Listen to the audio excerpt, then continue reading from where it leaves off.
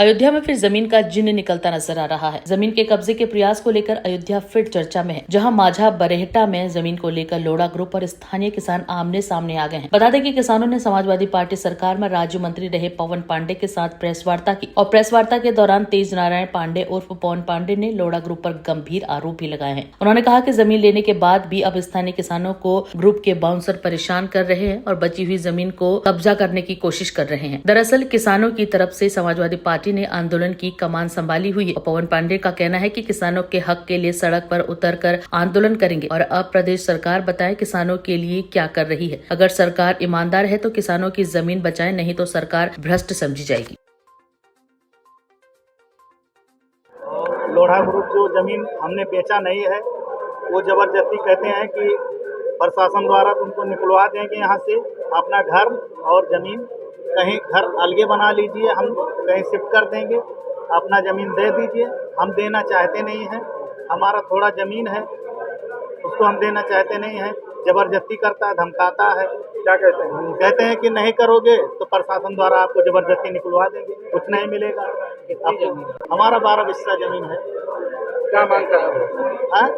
कहता है ज़मीन दे दीजिए और मकान कहीं अलगे हम दे देंगे, ज़मीन वहाँ शिफ्ट करके बनवा लीजिए और यहाँ से बीच वहाँ से निकाल दीजिए। हम जमीन देंगे नहीं, कह रहा है कि जो हम प्रशासन द्वारा जबरदस्ती निकलवा देंगे, आपको कुछ नहीं मिलेगा। कौन कह रहा है? ये लोढ़ा ग्रुप के आदमी कह रहे हैं। इसकी आपने शिकायत की? एप्लीकेशन डाला है, 4-6 देश मतलब 3-4 गाड़ी से आते हैं। कितने लोग रहते हैं?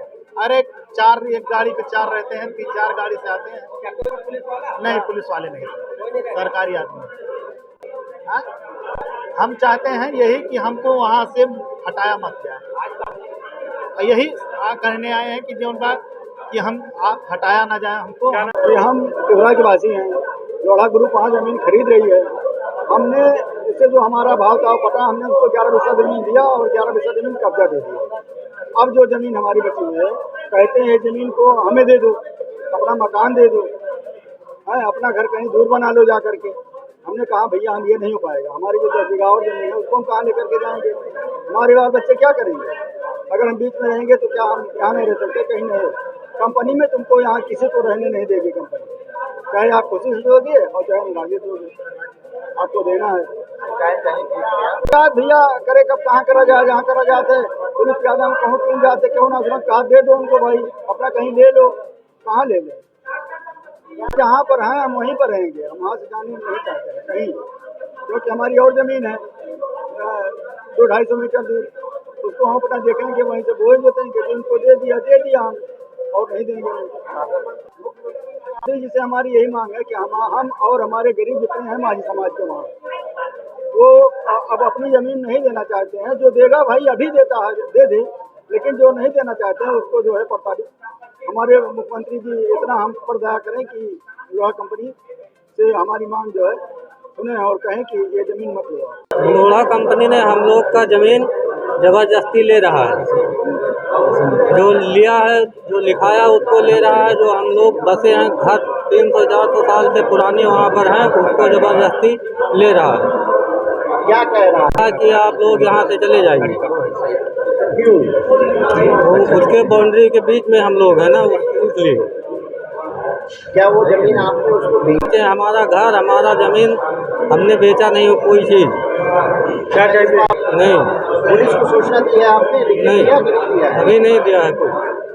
तो सर हम लोग कह रहे हैं कि मतलब हम लोग यहाँ से जाएंगे नहीं और बाकी ज़मीन ले जाइए जो बेनामा लिए हैं। कहीं से नहीं, अभी हम कहीं नहीं दिखाते हैं। क्या चाहते हो? हम चाहते हैं कि हमारा उतना ज़मीन छोड़कर जो लिया है वो अपना जो है जितना खरीदा है उसको ले जाइए। अपना हमारा ज़मीन जितना बचा है हम किसी को देंगे नहीं, अपने ज़मीन में रहेंगे। सत्ता के संरक्षण में गरीब किसानों की ज़मीनों पर अवैध कब्जा कर रहा है और उसने कई गुंडे पाल रखे हैं, बाउंसर टाइप के, जो गरीब किसानों को डराते हैं, धमकाते हैं और ज़मीन न देने पर मुकदमा लिखवा देंगे, जेल भेज देंगे, इस तरह की धमकी देते हैं। एक सारे किसान आए हैं, लोढ़ा ने अगल बगल की ज़मीन ले ली, अब बीच में इनका मकान और ज़मीन पड़ रहा है, तो वो लोढ़ा खटक रहा है। लोढ़ा इनसे कह रहे हैं अपना मकान और ज़मीन हमको दो, नहीं दोगे तो मारेंगे पीटेंगे। अगर ये अधिकारियों के पास जाने की बात करते हैं तो कहते हैं हमने सारे अधिकारियों को खिला रखा है, नीचे से ऊपर तक कोई कुछ बोलेगा नहीं। किसान परेशान है। एक डॉक्टर है दिल्ली के सुखदीप सिंह, उन्होंने अपनी पत्नी के नाम पे जमीन लिया, दाखिल खारिज रजिस्ट्री सब हो गई, बाउंड्री घिर गई। उसके बगल में एक पांडे परिवार ने जमीन ली, सब हो गया, बाउंड्री बन गई। 1 महीने बाद लोढ़ा ग्रुप के गुंडे आए, बुलडोजर से पूरी बाउंड्री गिरा दिए। डॉक्टर, उनकी पत्नी, वो भी डॉक्टर, बगल में पीड़ित परिवार, वो भी। अधिकारियों का दौड़ते रहे, कोई कार्रवाई नहीं हुई, कोर्ट में मुकदमा किया। ये स्थिति है सत्ता की और प्रॉपर्टी डीलरों के गठजोड़ की। अयोध्या में मैं समझ नहीं पा रहा हूँ कि लोढ़ा ग्रुप इस देश के प्रधानमंत्री हैं कि मुख्यमंत्री हैं, डीआईजी हैं कि कप्तान है, किसी की बोलने की हिम्मत नहीं हो रही है और किसानों को डराया जा रहा है। प्रशासनिक अधिकारी कार्रवाई करने की बात करते हैं, मतलब मेरा मकान, मेरी जमीन और मेरे ऊपर मुकदमा, वही जेल। यह है भारतीय जनता पार्टी का भ्रष्टाचार। और उसके बाद कहते हैं अयोध्या हार गए। अब आप सोचिए कि लगातार 2 सालों से 2021, 22, 23, 24 लगातार भाजपा की सरकार में ऐसे ही अयोध्या का व्यापारी किसान ठगा गया, लूटा गया, मारा गया, पीटा गया, और आज वही काम हो रहा है। चुनाव हारने के बाद भी भाजपा का अहंकार कम नहीं है। प्रॉपर्टी डीलरों के साथ गठजोड़ बनाकर अधिकारी, प्रॉपर्टी डीलर और सत्ता के संरक्षण में किसानों की जमीन हड़पने का, अवैध रूप से लेने का खेल चल रहा है। लेकिन इसकी लड़ाई समाजवादी पार्टी लड़ रही है। पूरी समाजवादी पार्टी किसानों की लड़ाई को लड़ेगी, इनके हक अधिकार की लड़ाई को लड़ेंगे। और लोढ़ा नहीं, लोढ़ा के पिताजी आ जाएं, किसानों के साथ अन्याय नहीं होने देंगे। इस न्याय की लड़ाई को लड़ने के लिए जो भी करना पड़ेगा समाजवादी पार्टी करेगी। ऐसा क्या होता है कि जब जमीन में जांच होती है कि कहीं जाओगे सुनवाई नहीं होगी, हमने सब जगह पैसा खिला रखा है। अब ये तो योगी सरकार, उनके अधिकारियों का इम्तिहान है।